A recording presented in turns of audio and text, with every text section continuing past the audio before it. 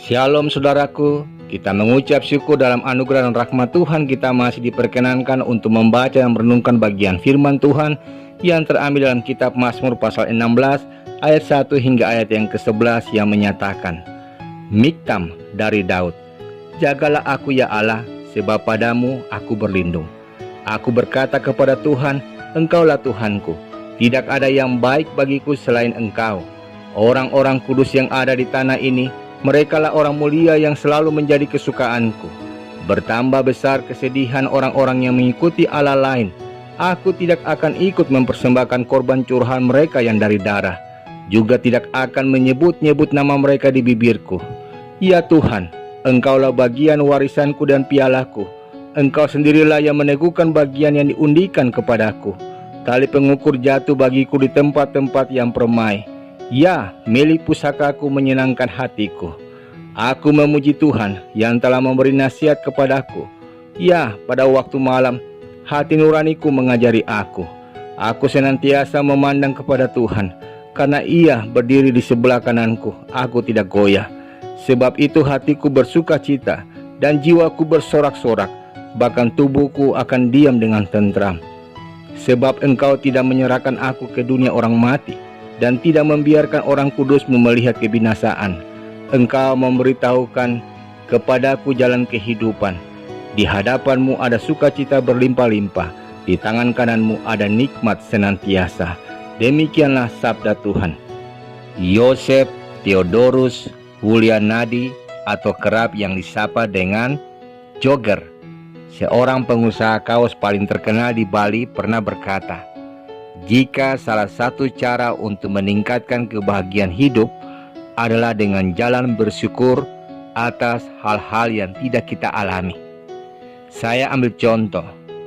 Kita patut bersyukur jika kita saat ini tidak sakit gigi, patah tulang, dan lain sebagainya. Mereka yang mengalami hal itu jumlahnya sangat banyak. Kita juga bisa bersyukur karena tidak perlu membayar oksigen yang kita hirup, seperti halnya pasien di rumah sakit yang harus bernafas menggunakan alat bantu pernafasan. Kita juga patut bersyukur jika tidak dikhianati oleh orang-orang terdekat kita. Intinya, syukurilah hal-hal buruk yang tidak kita alami dalam hidup ini. Pemazmur di ayat yang ke-9 mengatakan, sebab itu hatiku bersuka cita dan jiwaku bersorak-sorak, bahkan tubuhku akan diam dengan tentram. Itu merupakan gambaran orang yang bersyukur adalah orang yang berbahagia. Kalau seseorang berbahagia, sudah seharusnya ia bisa bersyukur.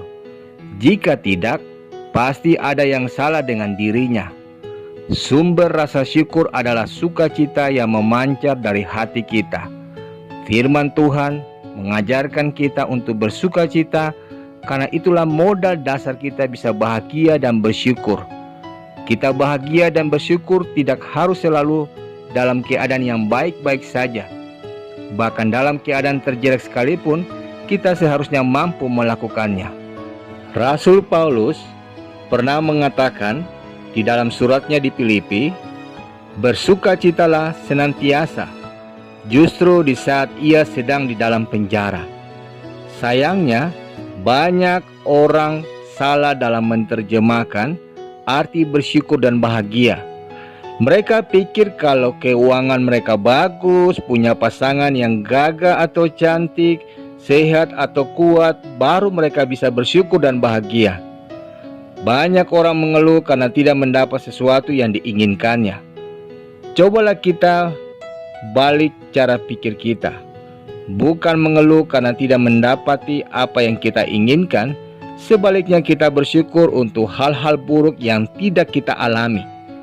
Dengan cara berpikir seperti itu, ada 1001 macam alasan mengapa kita harus selalu bersyukur kepada Tuhan.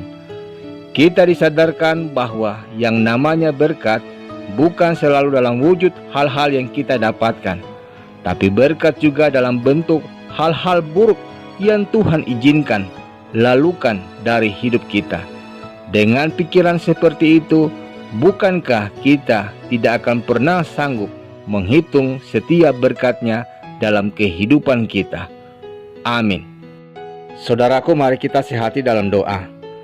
Tuhan Yesus yang sungguh mengasihi kami, tak putus-putusnya kami menyatakan syukur kepadamu untuk berbagai pengertian dan hikmat yang Tuhan anugerahkan kepada kami, bahkan ketika firman-Mu boleh menjadi bagian dalam hidup kami di saat ini.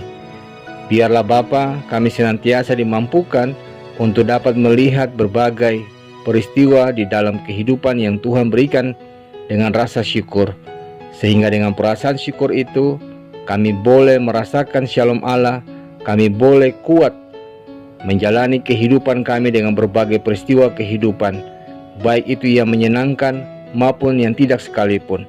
Demi Kristus Tuhan Yesus kami berdoa. Amin.